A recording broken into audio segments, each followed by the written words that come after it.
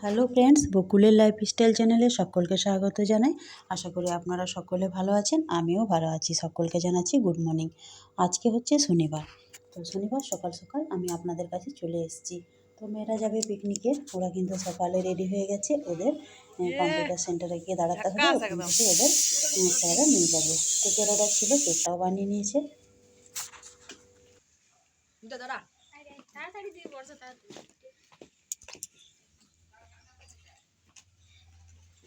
আসবি কটায়? তো ওরা দুই বোনে চললো। আর এবার আমি রান্না করব একটু ফুলকপি, গাজর, মটরশুঁটি দিয়ে একটা সবজি করব। তারপর দেখা যাক আরও কী কী করি। আজকে ভাবছি একটুখানি ধোকার ডালনা করব। অনেকদিন থেকে প্যাকেটের ধোকাটা আনা রয়েছে, তো সেটা দিয়ে একটুখানি ধোকার ডালনা করব। তো ফুলকপিটা আগে বসিয়ে দিই। এক মেয়ে তো নেই, ওটা আমার দুই মেয়ে গেল। একজন ছিল দেওরের মেয়ে, একজন ছিল আমার মেয়ে। ছোটো মেয়ে যায়নি, ছোটো মেয়ে যাবে রবিবার দিন, মানে কালকে যাবে। আজ হচ্ছে শনিবার। ওদের টিউশন থেকে নিয়ে যাবো অযোধ্যা, অযোধ্যা নয়, জয়চণ্ডী। আর এই যে প্যাকেটের ধোকাটা আমি নিয়েছি, এটা রেসিপিটা আমি আপনাদের সঙ্গে শেয়ার করে দিচ্ছি। চাইলে আপনারা আমার রান্নার চ্যানেলে গিয়েও দেখে নিতে পারেন। এটা প্যাকেটের ধোকা। এই ধোকাটা কিনতে পাওয়া যায়। তো আমি 100 গ্রামের মতো নিয়েছি, আমার পরিবারে এটাই যথেষ্ট। আপনারা চাইলে কম বেশি করে নিতে পারেন। তো এবার ধোকাটাকে আমি একটা বাটিতে ঢেলে 1.5 কাপের মতো জল দিয়ে বেশ খানিকক্ষণ রেখে দেবো, প্রায় 10 থেকে 15 মিনিটের মতো। তাহলে ঢোকাটা কিন্তু বেশ সেটিং হয়ে যাবে আর একটুখানি ফুলে উঠবে। তারপর গোলাটা তৈরি করে 15 মিনিট পর, মানে যে গোলাটা তৈরি করে রাখবো সেটা 15 মিনিট পর একটুখানি নাড়াচাড়া করে তারপর একটা থালার মধ্যে ঢেলে, মানে গরম কড়াইয়ে নাড়াচাড়া করে দেবো। একটা থালার মধ্যে ঢেলে পিস পিস করে কেটে রান্না করব। তো সেই মতো আমি 1.5 কাপ জল দিয়ে দিচ্ছি, বেশি জল দেওয়া কিন্তু যাবে না। এবার গোলাটাকে বানিয়ে ঢাকা দিয়ে রেখে দেবো 15 থেকে 20 মিনিটের মতো। হাতে সময় থাকলে বেশিও রাখতে পারেন, কিন্তু রান্নার সময় তো 15 মিনিট রাখলেই যথেষ্ট। এটা কিন্তু সব কিছু মেশানো থাকে। দোকান থেকে কেনা তো, বাড়িতে যে বেসনের ধোকাটা বানাই সেটা আমরা অনেক কিছু মেশাতে থাকি, কিন্তু এটাতে সব কিছু মেশানো আছে, তাই আমি আর কিছু মেশালাম না। তারপর একটা মশলা রেডি করব। তো মশলার মধ্যে এখানে দেখুন আমি বেশ কিছুটা পরিমাণ জিরে, ধনে নিইনি, জিরে, শুকনো লঙ্কা, আদা, টমেটো, পেঁয়াজ, রসুন আছে 7 কোয়ার মতো। আর আদা 2 টুকরো ছোটো ছোটো সাইজের, একটা কটা টমেটো রয়েছে, 2 ভাগ করে নিয়েছি। আর এদিকে ঘোলটা আমার রেডি হয়ে গেছে, যে ব্যাটারটা করেছিলাম সে ব্যাটারটা রেডি হয়ে গেছে। স্বাদ অনুসারে নুনটাকে দিয়ে আর ঢাকা দিয়ে রেখে দেবো বেশ খানিকক্ষণ। নুনটা আমি হাত দিয়ে ব্যবহার করি, কেউ কিছু মনে করবেন না। আমার কিন্তু নুনটা আন্দাজ হয় না, সেই জন্য আমি চামচের ব্যবহার করি না। সবসময় আমি নুনটা হাত দিয়েই ব্যবহার করি। তো এবার রান্নাটা করব। কড়াইয়ে দিয়েছি সর্ষের তেল। এবার ঘোলটাকে ঢেলে দেবো। যে গোলাটা বানিয়ে রেখেছিলাম সে গোলাটাকে ঢেলে দেবো। একটুখানি নাড়াচাড়া করে যখন একটুখানি শুকনো শুকনো ভাব হয়ে আসবে আর রান্নাটা হয়ে যাবে, তখন একটা থালার মধ্যে ঢেলে দেবো। থালাটা আমি আগের থেকে তেল মাখিয়ে রেডি করে রেখেছি, নইলে কিন্তু উঠবে না। তারপর ঠান্ডা করে সেগুলোকে কাটতে হবে। নিজে নিজেই কিন্তু এটা বেশ একটুখানি মানে কি বলবো, শুকনো শুকনো ভাব হয়ে আসবে, নিজেই বুঝতে পারবেন রান্নাটা দেখে। অনবরত কিন্তু নাড়তে হবে, তা নাহলে কিন্তু লেগে যাবে নিচে। তো অনবরত নাড়াচাড়া করে প্রায় আমার শুকনো অনেকটা হয়ে এসেছে, এর থেকে শুকানোর দরকার নেই। এবার কিন্তু এটা নিচেই জমে যাবে। রান্নাটা এখানে হয়ে গেছে। আর থালাটা তো দেখুন তেলটা মেখে রেখেছি, এবার থালাটাতে ঢেলে দেব রান্না করে রাখা ধোকার ব্যাটারটা।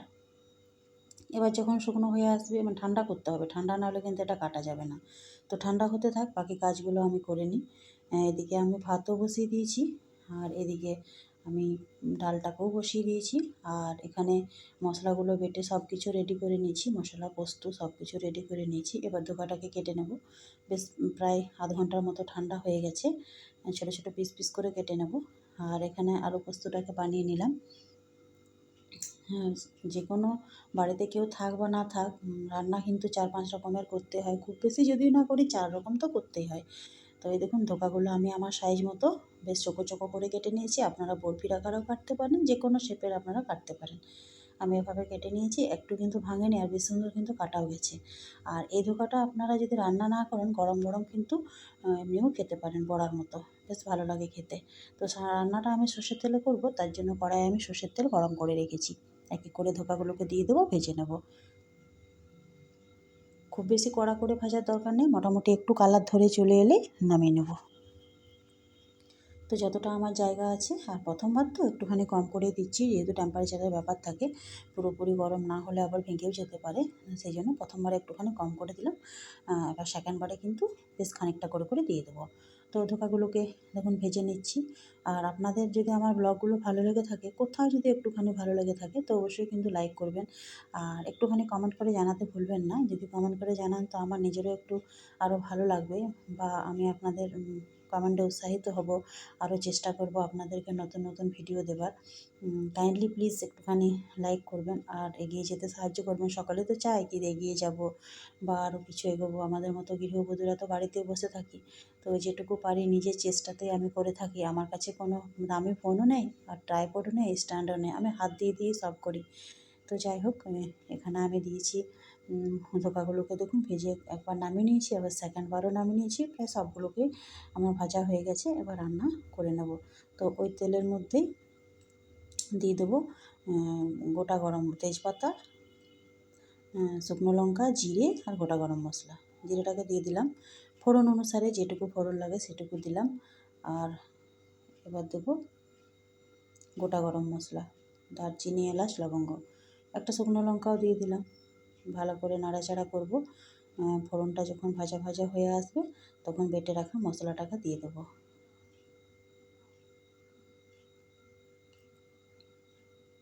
ফোড়নটা প্রায় ভাজা হয়েছে, এখন পেঁয়াজটাকে ভেজে নেব। পেঁয়াজটাকে ভেজে নেওয়ার পর মশলাটাকে দেবো।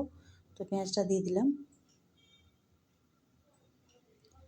তো পেঁয়াজের মধ্যে এবার একটুখানি কাশ্মীরি লঙ্কার গুঁড়ো আর যেটুকু হলুদ লাগবে সেই মতো হলুদটাকে দিয়ে দিচ্ছি। তেলের মধ্যে দিয়ে দিলাম, কালারটা ভালো আসবে। আর এখানে মশলাটা কষানোর সময় আমার ফোনটা কিন্তু বন্ধ হয়ে গিয়েছিলো, তার জন্য আমি আর বাকি ভিডিওটা করতে পারিনি। অনেকক্ষণ পর ফোনটা খুলেছে, ততক্ষণ আমার রান্না প্রায় হয়ে গেছে। আর ফোনের জন্য তো আর বসে থাকবো না। আর মেয়েরাও বাড়িতে নেই, এক মেয়ে টিউশন, এক মেয়ে পিকনিক, তাহলে কার ফোনে আমি ভিডিওটা করি? হাজব্যান্ড তো দোকানে, তো সেই জন্য আর ভিডিওটা আমার বন্ধ ছিল। এবার বেটে রাখা মশলাটাকে দিয়ে দিলাম। তো মশলাটাকে দিয়ে বেশ খানিকক্ষণ কষাতে থাকবো। আর ঠিক যখনই আমি মশলাটা কষাতে শুরু করেছি, তখনই কিন্তু আমার ফোনটা বন্ধ হয়ে গিয়েছিল। ঠিক যেন খাবার সময় প্রায় 2 ঘন্টা পর ফোনটা আমার খুলেছে। তো এবার স্বাদ অনুসারে নুন টুন দিয়ে সব কিছু দিয়ে জল দিয়ে দেবো, আর বলে দিচ্ছি ধনেপাতা আর একটুখানি গরম মশলা দিয়েছিলাম। দেখাতে পারলাম না, সরি আপনাদের কাছে।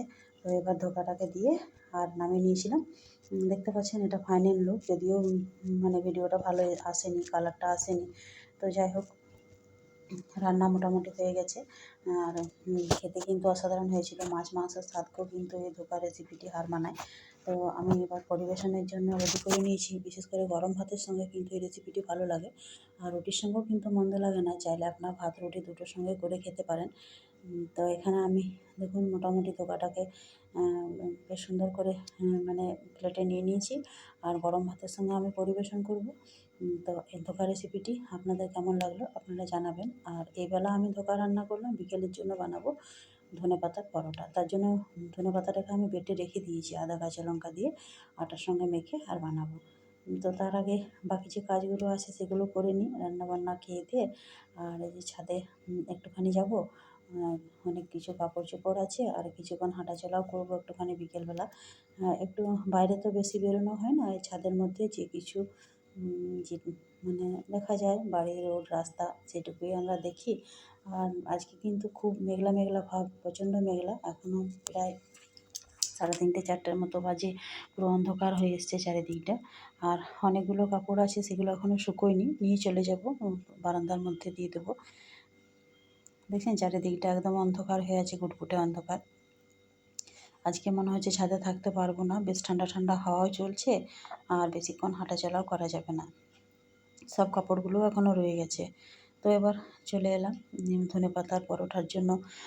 আটাটাকে মেখে রেখেছিলাম, আটাতে দিয়ে দিয়েছিলাম ধনেপাতা, জিরে। তো ধনেপাতা, জিরে, কাঁচা লঙ্কা, আদা দিয়ে পেস্ট করে তারপর আটার মধ্যে মেখে নিয়েছিলাম।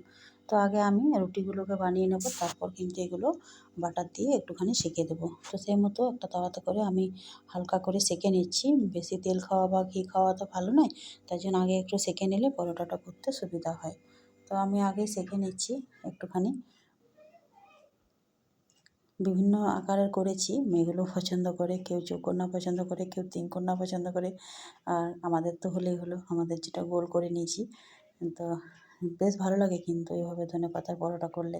চাইলে আপনারা বাচ্চাদের টিফিনেও দিতে পারেন বা সকালে জলখাবারে বড়দের জন্য বানাতে পারেন। আমি আজকে সন্ধ্যাবেলায় এটাই বানিয়েছিলাম মেনু। তো যেহেতু খাবারটা জলদি জলদি করে নিই 5টার মধ্যে, তার জন্য আপনাদেরকে ব্লগটাতে আমি দিতে পারি কোনো কোনো দিন। তো একটুখানি বাটার দিয়ে দিচ্ছি, আর বাটার দিয়ে আমি পুরো রান্নাটা মানে পরোটাগুলো বানাবো।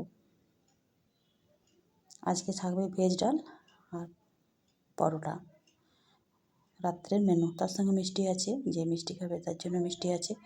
তো পরোটাগুলো দেখুন আমি বিভিন্ন রকম আকারের বেলে নিয়েছি আর সেঁকে নিচ্ছি। আগে সেঁকে নিয়েছিলাম বলে বেশি কিন্তু আমার বাটার লাগছে না, একটুখানি দিলেই কিন্তু চারিদিকে ছড়িয়ে যাচ্ছে। তো এই পরোটাটা কিন্তু জলখাবারের জন্য ভীষণ হেলদি আর টেস্টিও বটে, বা রাত্রের ডিনারের জন্য। তো আমি বেশিরভাগ দিন ডিনারের জন্য বানিয়ে থাকি। সকালে তো অত টাইম হয় না ধনেপাতা বেটে নেওয়া, যদিও রাত্রেবেলা অনেক কিছু সামলে রাখি, তো তাও মনে হয় যে এইটুকু টাইমের মধ্যে কী আর টিফিন দেবো। তো যাই হোক, পরোটাগুলো দেখুন আমি সবগুলো একসঙ্গে দেওয়ার চেষ্টা করছি। যতটা ঘি লেগে আছে বা বাটার লেগে আছে তার মধ্যে, মনে হচ্ছে এটা যদি আরেকটা হয়ে যায় কমপ্লিট, তো আরেকটা হয়ে যাবে। তো একইভাবে সব পরোটাগুলো আমি ভেজে নিয়েছি। দেখুন সব পরোটাগুলো ভেজে নিয়েছি, বাকি আরও কয়েকটা রয়েছে, কয়েকটা আরও আছে, সেগুলোকে ভেজে নেব। একসঙ্গে 4টা 5টা দিয়ে দিচ্ছি, কোনো অসুবিধা নেই।